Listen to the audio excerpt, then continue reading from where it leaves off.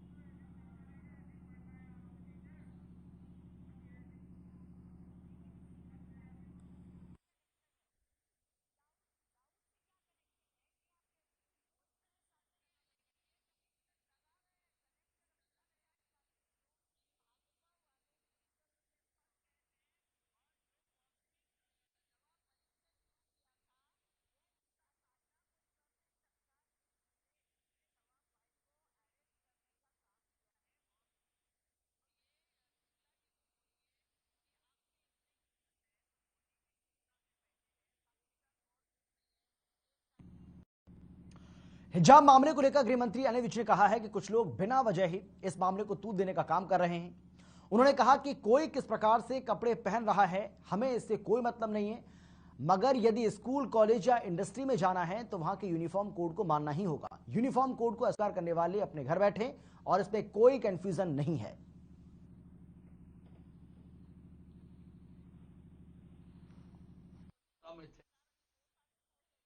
ये इस देश में कुछ लोग बेवजह मुद्दे बनाने की कोशिश करते हैं। अब कोई कुछ कपड़े डाले, हमने उससे कुछ लेना देना नहीं, लेकिन अगर उसने स्कूल में जाना है, कॉलेज में जाना है, इंडस्ट्री में जाना है, तो वहां का अगर कोई यूनिफॉर्म कोड है तो उसको स्वीकार करना पड़ेगा, वरना घर बैठिए आप।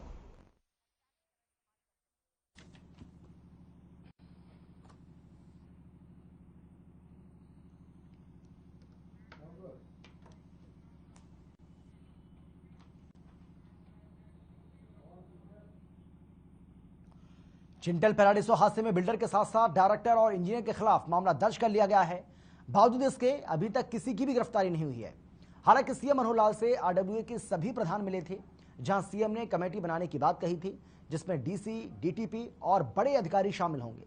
तो वहीं सांसद राव इंद्रजीत सिंह ने हादसे पर दुख जताते हुए अधिकारियों को बिल्डर्स के खिलाफ कार्रवाई करने के साथ ही गुरुग्राम में जितनी सोसाइटी हैं उनकी जांच करने के निर्देश भी दिए।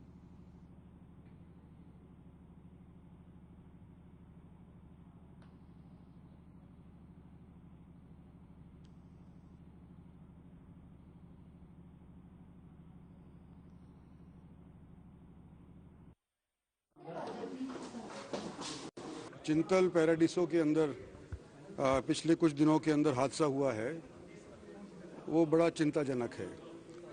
और केवल चिंतल पैराडिसो की मालिकान की ही जिम्मेदारी है या नहीं है, दूसरे बिल्डर्स हैं उनकी भी अपने अपने क्षेत्र के अंदर जिम्मेदारी है कि नहीं, चाहे कोई भी बिल्डर हो। गुड़गांव के अंदर अगर बिल्डर्स के अंदर ट्रस्ट डेफिसिट आ गया तो ना बिल्डर आएगा, ना यहाँ पर बाहर से लोग आकर के बसेंगे, और जो माली हालत हरियाणा की गुड़गांव की वजह से बेहतर होती जा रही है वो चरमरा जाएगी। तो हमने इसके ऊपर इस तरह का निर्णय लेना है, और इसके लिए हमने भी ये मीटिंग करी है, सीएम साहब ने भी मीटिंग करी है, ऑफिसरान ने भी मीटिंग करी है। सभी चिंतित हैं कि किस तरह से इसका हल इस तरह से हो कि ये जो ट्रस्ट डेफिसिट का अभाव आ चुका है पब्लिक के अंदर और बिल्डर्स इवन मीडिया के अंदर, उसको दुरुस्त किया जाए।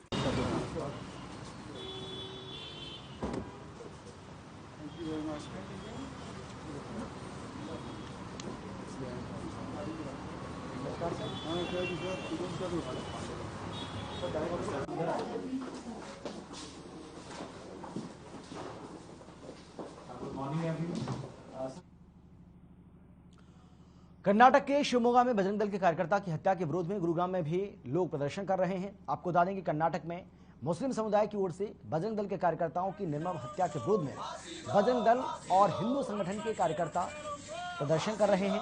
इसी क्रम में मुस्लिम समुदाय और आतंकवाद का पुतला भी फूंका। हिंदू संगठन ने आरोपियों के लिए फांसी की मांग की, साथ ही जिला उपायुक्त के माध्यम से राष्ट्रपति को ज्ञापन भी सौंपा।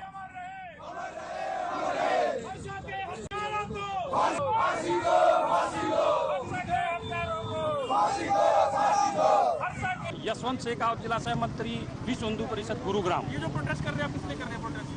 आज ये प्रोटेस्ट जो कर्नाटक के अंदर निर्मम हत्या की गई है, हर्षा जो बजरंग दल के कार्यकर्ता थे उनकी निर्मम हत्या कर दी गई है, उसके विरोध में एक महामहिम राष्ट्रपति जी के नाम ज्ञापन दिया जा रहा है।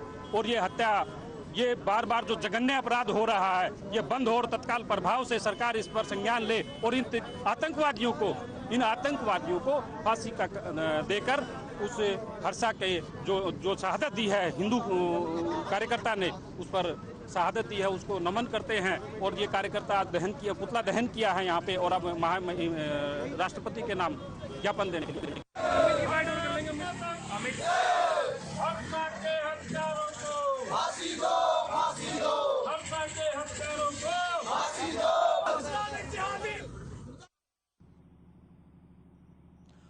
वहीं गुरुग्राम में अवैध निजी अस्पताल पर सीएम फ्लाइंग की बड़ी कार्रवाई देखने को मिली है, जहां सीएम फ्लाइंग की टीम ने अवैध निजी अस्पताल पर छापेमारी की। आपको बता दें कि अस्पताल फालिजवास में पंचगांव तावड़ू रोड पर बालाजी अस्पताल के नाम से चल रहा था। बिना लाइसेंस के बालाजी निजी अस्पताल ये चलाया जा रहा था और अवैध अस्पताल में इलाज 24 घंटे होता था।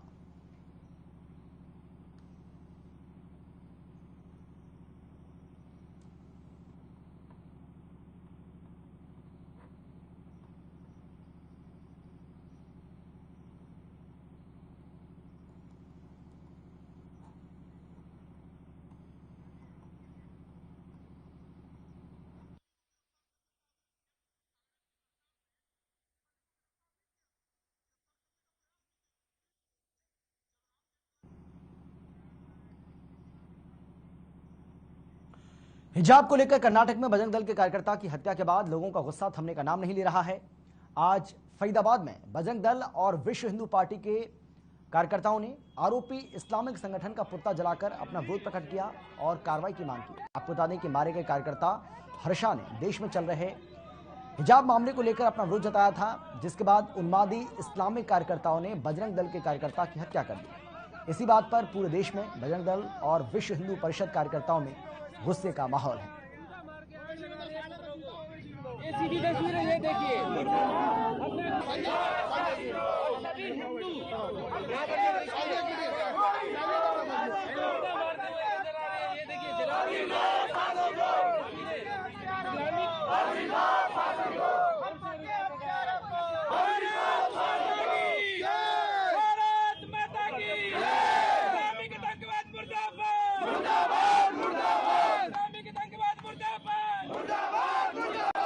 कर्नाटका के उडुपी में हमारे बजरंग दल के नौजवान को, जो इस्लामिक कट्टरपंथी सोच वाले नौजवान थे, उन्होंने चाकुओं से बुरी तरह गोद कर मार दिया था आज से 3 दिन पहले।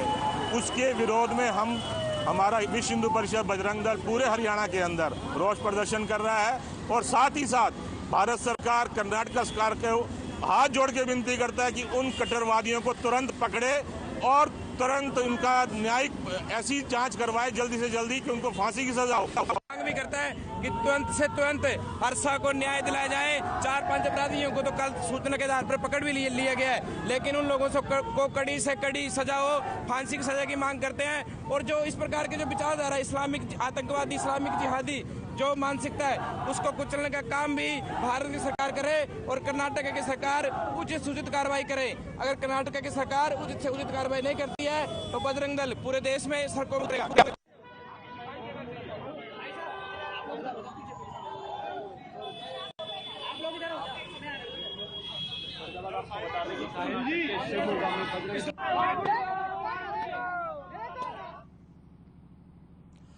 और अब खबर है नूंह से, जहां जिला उपायुक्त और जिला रेड क्रॉस सोसाइटी के अध्यक्ष अजय कुमार ने दिव्यांगों को बधाई देते हुए सरकार की योजनाओं का लाभ उठाने की अपील की। साथ ही उन्होंने कहा कि सरकार समाज के हर तबके के उत्थान के लिए लगातार काम कर रही है और सरकार की योजनाओं का लाभ अब लाभार्थियों के खातों में सीधे मुहैया कराया जा रहा है। समारोह में पहले से चिन्हित किए गए 232 दिव्यांगजन लाभार्थियों को लगभग 50 लाख की सहायता और सहायक उपकरण निःशुल्क वितरित किए गए।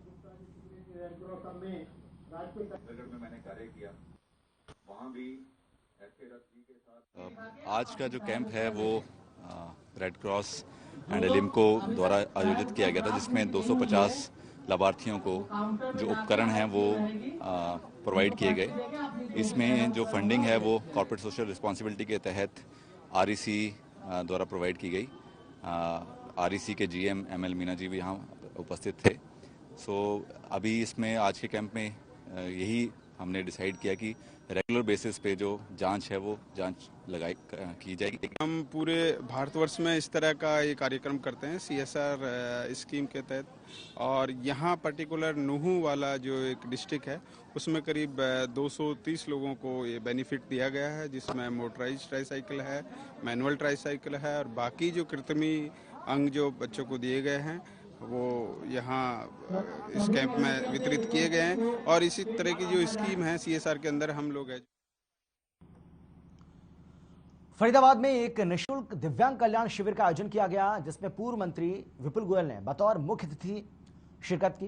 पूर्व मंत्री ने संस्था के सभी पदाधिकारियों के इस नेक काम की तारीफ की। इस कैंप में अभी तक 1100 दिव्यांग व्यक्तियों ने रजिस्ट्रेशन कराया है और लगभग 800 दिव्यांग व्यक्तियों को संस्था की ओर से इसका फायदा मिल चुका है। इस कैंप में दिव्यांगों को कृत्रिम पैर, कृत्रिम हाथ, बैशाखियां, व्हीलचेयर और इसके साथ ही और भी तमाम चीजें निःशुल्क बांटी गईं।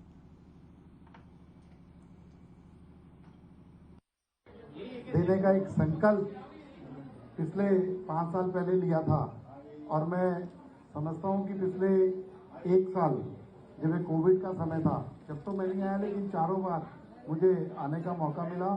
और यहाँ पर जितने भी संस्था से लगे हुए, संस्था से जुड़े हुए जो लोग हैं, चाहे रमेश जबर जी हों, चाहे अपने घनश्याम बिनानी हो, आज प्रधान जी हैं हमारे, और आज नारायण जबर जी, जितने भी जो लोग हैं, सब लोग कितनी शिद्दत से, मैंने देखा कि इसे कोई पॉलिटिकल या इस तरीके का इवेंट ना बनाकर सेवा का जो काम 1-2 दिन का सिर्फ दिखाने के लिए, क्योंकि मेरे को बहुत सारी जगह पर पब्लिक प्लेटफॉर्म पे जाने का मौका मिलता है, लेकिन जो दिल से और 5 दिन का कैंप लगाकर यहीं पर ही तैयार करके आर्टिफिशियल लिप करना, बहुत सारी जगह रजिस्ट्रेशन होता रहता है। मैं देखता हूँ लोग रजिस्ट्रेशन तो हजारों लोग कर लेते हैं, लेकिन बाद में लोग घूमते रहते हैं। लेकिन यहाँ पर मैं रेगुलर देखता आ रहा हूँ, क्योंकि मैं इस संस्था से पर्सनली खुद जुड़ा हुआ हूँ पहले दिन से। तो जो काम कर रहे हैं, मैं समझता हूँ कि बहुत ही अच्छा काम है, और ये काम दिन दुगनी रात चौगनी तरक्की करे। और विपुल गोयल, आप लोगों के कोई भी काम आ सके तो 24 घंटे विपुल गोयल आपके साथ हैं। चंडीगढ़ में बिजली कर्मचारियों की ओर से बीते 40 घंटों से बिजली विभाग के निजीकरण के विरोध में धरना चल रहा है, और अब सब कर्मचारी संघ हरियाणा भी इस विरोध में पीछे नहीं है। सब कर्मचारी संघ हरियाणा के महासचिव सतीश सेठी ने बताया है कि सरकार की निजीकरण की नीति का हम भी डटकर विरोध कर रहे हैं, और इसी कड़ी में पूरे हरियाणा के जिला उपायुक्तों के कार्यालय के बाहर सब कर्मचारी संघ के सदस्यों ने धरना प्रदर्शन दिया। चंडीगढ़ बिजली विभाग कर्मचारियों के बीते लगभग 36 घंटों से लगातार चले आ रहे धरना प्रदर्शन में अब सर्व कर्मचारी संघ हरियाणा भी कूद पड़ा है। इस समय हमारे साथ मौजूद हैं सर्व कर्मचारी संघ हरियाणा के general secretary Satish ji. Sir, ये बताएं कि जिस तरीके से लगातार जो है निजीकरण किया जा रहा है सरकार द्वारा, अन्य विभागों के भी निजीकरण किए जा रहे हैं, अब जो जिस तरीके से स्टैंड लिया था चंडीगढ़ के बिजली विभाग के कर्मियों ने, उसमें अब सर्व कर्मचारी संघ हरियाणा भी जो है वो उसका समर्थन कर रहा है। किस तरीके से, क्या कुछ बातें हैं? मेरा नाम सतीश सेठी, जनरल सेक्रेटरी सर्व कर्मचारी संघ हरियाणा। मेरे साथ है साथी नरेश कुमार, जो हरियाणा के बिजली कर्मचारियों की जो हमारी यूनियन है, all Haryana power corporation worker union, उसके जनरल सेक्रेटरी हैं। और ये हमारे जिला पंचकूला के सर्व कर्मचारी संघ के वरिष्ठ प्रधान हैं साथी रणधीर राघव।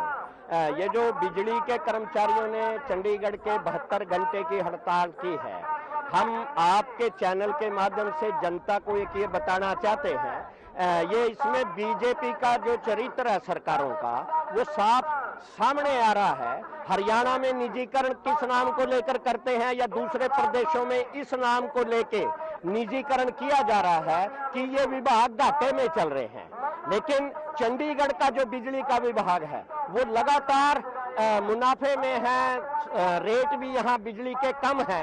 तो सबसे पहले तो सर्व कर्मचारी संघ हरियाणा आपके चैनल के माध्यम से हम सरकार से भी ये पूछना चाहते हैं, चंडीगढ़ प्रशासन से भी ये पूछना चाहते हैं कि जब यहाँ ये मुनाफे में चल रहा है, जनता को बेहतर सुविधाएं कर्मचारी दे रहे हैं, इसका निजीकरण क्यों किया जा रहा है?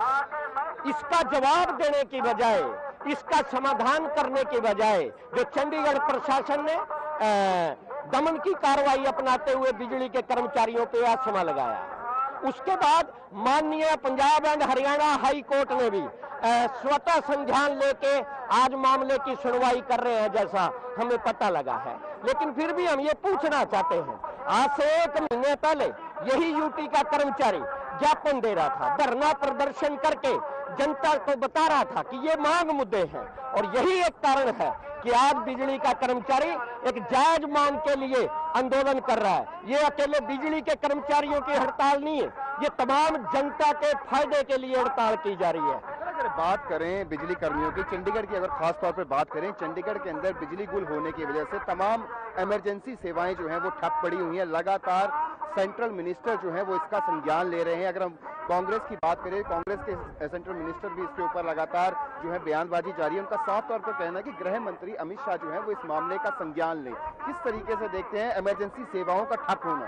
देखिए, सबसे पहले तो मैं पुनः चंडीगढ़ की जनता से बिजली जो कर्मचारी है चंडीगढ़ का, उसकी ओर से क्षमा याचना चाहूंगा कि उनको इस बिजली की हड़ताल के कारण ये कठिनाई उठानी पड़ रही है। हम बिल्कुल भी जनता को संकट में डालना नहीं चाहते थे, संकट में डालना हमारा ना ही कोई काम था। संकट तो आ गया, बहुत सारी जिम्मेवार है इसके लिए, अगर कोई जिम्मेवार है वो बिजली का चंडीगढ़ का कर्मचारी नहीं है, यहाँ का चंडीगढ़ प्रशासन है। यहाँ के प्रशासन को चलाने वाली केंद्र की बीजेपी की सरकार है, वो सीधे रूप से जिम्मेवार है, जिन्होंने समय पे रहते हुए इसका संज्ञान नहीं लिया। और यही सवाल मैं दोबारा दोहरा रहा हूँ कि मुनाफे में है, क्यों बेचा जा रहा है?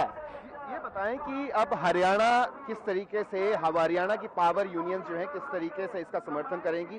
क्या कुछ हरियाणा में इसके साइड इफेक्ट्स देखने को मिलेंगे? आज पूरे हमारे चंडीगढ़ के साथ लगते बिजली के जो 8 सर्कल हैं, उनके सैकड़ों कर्मचारी फिजिकल रूप से यहाँ एकजुटता प्रकट करने के लिए, समर्थन देने के लिए इस प्रदर्शन में पहुंचे हैं। और आज दोपहर बाद पूरे प्रदेश के 22 जिलों में सर्व कर्मचारी संघ हरियाणा, जिससे एक 100 से ज्यादा संगठन डिपार्टमेंटों के जुड़े हुए हैं, उसके हजारों कार्यकर्ता आज सड़कों पे उतर के डीसी दफ्तरों पे प्रदर्शन करेंगे और ये अपील करेंगे कि ये फौरन सरकार यूटी पावरमैन यूनियन से बैठ के बात करे, निजीकरण पे रोक लगाए, एस्मा हटाए और जो हमारे नेताओं की नजरबंदी की है उसको खत्म करे। और इसका बैठ के ही हल हो सकता है, ये हम कहना चाह रहे हैं। और नहीं तो कोई दो राय नहीं, अगर ये प्रशासन गुंडागर्दी पे उतरता है, सरकार गुंडागर्दी पे उतरती है और ये पावरमैन यूटी चंडीगढ़ का आंदोलन आगे बढ़ता है, तो सर्व कर्मचारी संघ हरियाणा फौरन अपनी आपात बैठक करके इस पे आगे कोई निर्णय लेगा। ये बताएं कि जिस तरीके से अगर हम बात करें गोपाल दत्त जोशी की, तो वो लगातार जो है यूटी के एडमिनिस्ट्रेशन के साथ उनकी बातचीत का दौर लगातार जारी है। बीते काफी लंबे समय से जो है, लगभग 2-3 घंटों से जो है उनकी बातचीत वहां पे जारी है। और साथ ही साथ एक पदाधिकारी का वीडियो भी जो है वो वायरल हुआ है, जिसमें वो कह रहे हैं कि सभी कर्मचारी जो है वो अपनी हड़ताल वापस लें। ऐसे में ये समझना मुश्किल हो रहा है कि आखिरकार यूनियंस के पदाधिकारी किस ओर जा रहे हैं, या फिर मीटिंग चल रही है या फिर वापसी का ऐलान किया गया है। इसके ऊपर जो संशय बरकरार है उसको क्लियर करें। देखिए, हम सर्व कर्मचारी संघ हरियाणा के अनुशासित सिपाही हैं। अभी यहाँ जो मन संचालन चला हुआ है, ये भी हम उनकी अनुमति लेके आपको अपने सिर्फ समर्थन की अपील आपके चैनल के माध्यम से कर रहे हैं। उनकी वार्ता पे वो वही डिसीजन लेंगे जो आंदोलन कर रहे हैं, क्या कहना है। हम अनुशासन में रहने के कारण इस पे कोई प्रतिक्रिया नहीं देंगे। बहुत बहुत शुक्रिया। तो ये थे हमारे साथ सर्व कर्मचारी संघ हरियाणा के जनरल सेक्रेटरी सतीश सेठी, जिनका साफ लफ्जों पर कहना है कि चंडीगढ़ के बिजली विभाग द्वारा बीते लगभग 36 घंटे से लगातार जारी धरना प्रदर्शन का सर्व कर्मचारी संघ हरियाणा भी इसका समर्थन करता है और आज हरियाणा के अंदर सभी जिलों में लगभग दोपहर बाद जो है सभी सर्व कर्मचारी संघ यूनियन के सदस्य जो है वो डीसी कार्यालय के बाहर धरना प्रदर्शन करेंगे। तो साफ तौर पर जाहिर है कि चंडीगढ़ के अंदर बिजली कर्मियों की जो धरना प्रदर्शन किए जा रहे हैं निजीकरण के विरोध में, इसका असर हरियाणा पर भी देखने को मिलेगा। चंडीगढ़ से हर खबर हरियाणा के लिए रवि चंदेल के साथ कैमरा पर्सन। हिसार के बालसमंद तहसील में आने वाले कई गांव के किसान सरकार के दोहरे रवैये और सौतेले व्यवहार के विरोध में गुरुवार को बालसमंद तहसील का घेराव कर विरोध प्रदर्शन करेंगे। किसान नेता मास्टर सतबीर गढ़वाल, सुरेंद्र आर्य और पूर्व सरपंच जगदीश ने बताया है कि पूरे जिले की सभी तहसीलों में साल 2021 की खरीफ फसल का मुआवजा बांटा जा रहा है, जबकि बालसमंद तहसील में आने वाले गांव में करीब 2021 तक का कोई जो मुआवजा है उसके लिए कुछ भी ऐलान नहीं किया गया है। और इसके साथ ही उन्होंने कहा है कि 10 दिनों में दिलवाने का वादा तो किया गया था, लेकिन अभी तक इस पर कुछ भी नहीं किया गया है और ये जो दावा है वो भी पूरी तरह से झूठा निकला।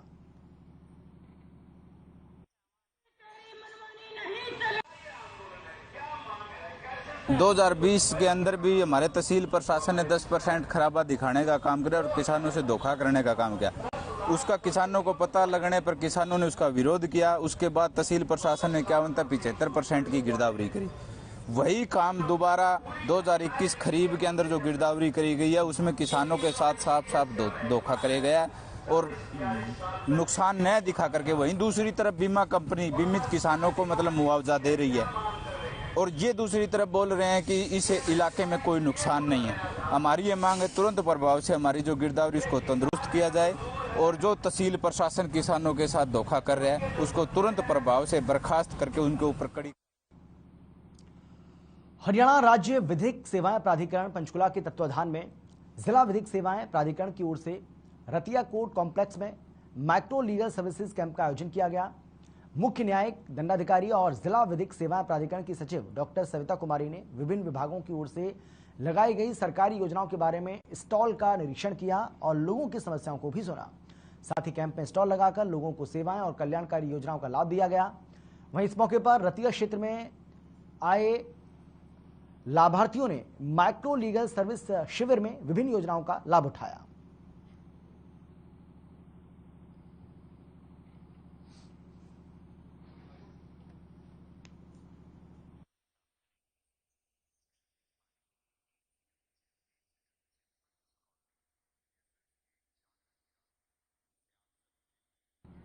और फिलहाल इतना ही। छोटे से ब्रेक के बाद फौरन लौट रहे हैं, आप देखते रहिए हर खबर।